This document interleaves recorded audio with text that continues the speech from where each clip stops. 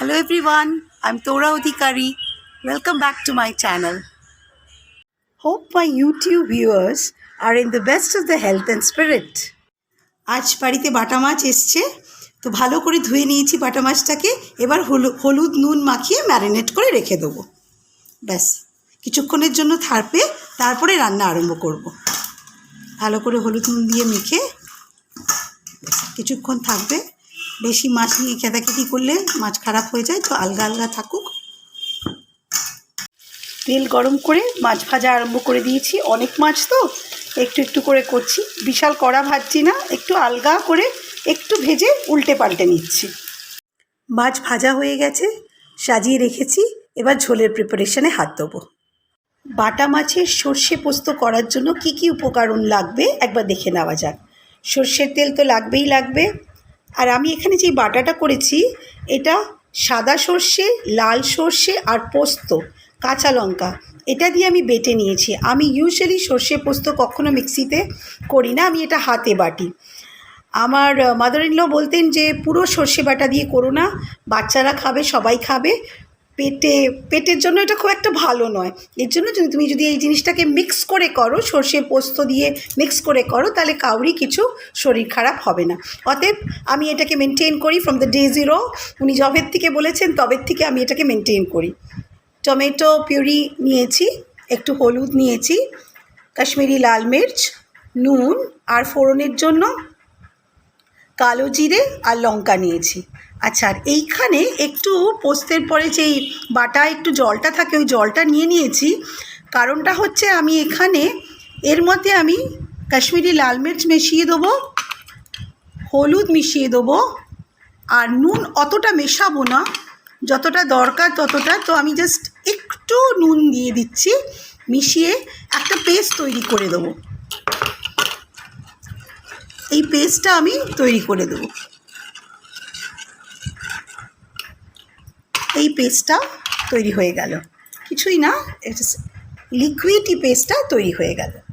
তেলটা গরম হয়ে গেছে, আমি কালো সর্ষে আর কাঁচা লঙ্কা চিড়ে দুটো দিয়ে দিলাম ফোড়নের জন্য।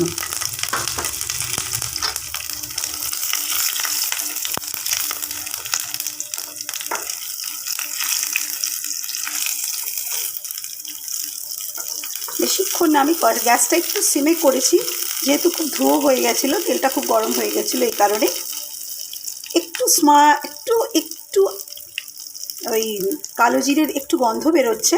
এখন আমি ওই হলুদ আর কাশ্মীরি লাল মির্চ গুঁড়ো, একটু নুনের যে একটা সেমি লিকুইড পেস্ট করেছিলাম, লিকুইডই ধরে নেওয়া যাক, ওটা দিয়ে দিলাম। কিছুক্ষণের জন্য এবার একটু নাড়বো, কেন কি হলুদের গন্ধটা যাতে চলে যায়। একটু নেড়ে নেবো, একটু হলুদের গন্ধটা যাতে চলে যায়। হলুদের গন্ধটা এবার চলে গেছে। এবার সর্ষে পোস্তর পেস্টটা দিয়ে দিলাম, দিয়ে একটু নাড়াবো।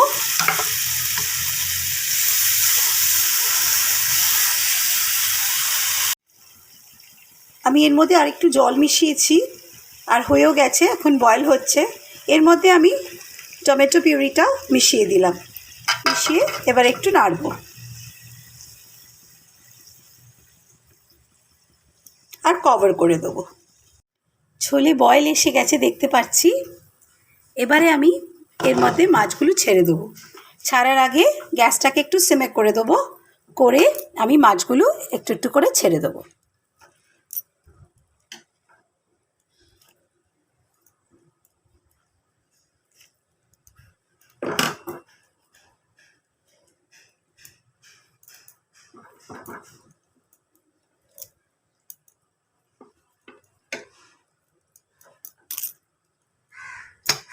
একটু নাড়িয়ে দেবো যাতে ঝোলটা একটু মাছের মধ্যে যায়, সব মাছগুলো যেন একটু ঝোলটা যায় যাতে সব মাছগুলোর মধ্যে।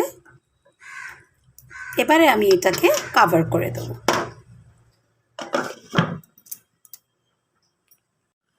লিডের উপর থেকে দেখা যাচ্ছে যে অলরেডি বয়েল হয়ে গেছে। টেস্ট করে নিয়েছি, নুন সব কিছু ঠিক আছে, একটু বোধহয় ঝালটা বেশি হয়ে গেছে। আর আমি বেশি শুকোবো না, কেন মাছে ঝোল টেনে নেবে, আর খেতে বসলে সবাই ঝোল চায়, এই কারণে আর আমি বেশি শুকোবো না। এটা চাইলে আরও শুকিয়ে একদম মাখা মাখা মাখা মাখা করা যেতে পারে। এখন আমি কি করব, গ্যাসটাকে একদম সিমে করে দেবো। সিমে করে আর 2 মিনিট খানিক রাখবো, রেখে গ্যাস বন্ধ করে দেবো। কিন্তু লিডটা এক্ষুনি খুলবো না, 10 মিনিট পরে খুলব। 10 মিনিট হয়ে গেছে, তাই লিডটা এখন খুলছি। দেখুন কালারটা খুব সুন্দর হয়েছে, ঝোল ঝোল হয়েছে, আলগা ঝালও হয়েছে, টেস্টটা খুব ভালোই হয়েছে। আশা করি আমার এই ছোট্ট ভিডিওটা আপনাদের সবার খুব ভালো লেগেছে। ভালো লাগলে বন্ধুবান্ধব, ফ্রেন্ডস, রিলেটিভস সবার সাথে শেয়ার করবেন। ভালো থাকবেন, সুস্থ থাকবেন। কোভিড খুব বাড়ছে, আবার আমাদের সবাইকে প্রিকশনস দিয়ে বাইরে বেরোতে হবে। এগুলো খেয়াল করে আমাদের জীবনে এগোতে হবে। আশা করি আমার সাথে খুব শিগগিরই আপনাদের আবার দেখা হচ্ছে। Till then, stay happy and blessed. Bye bye friends.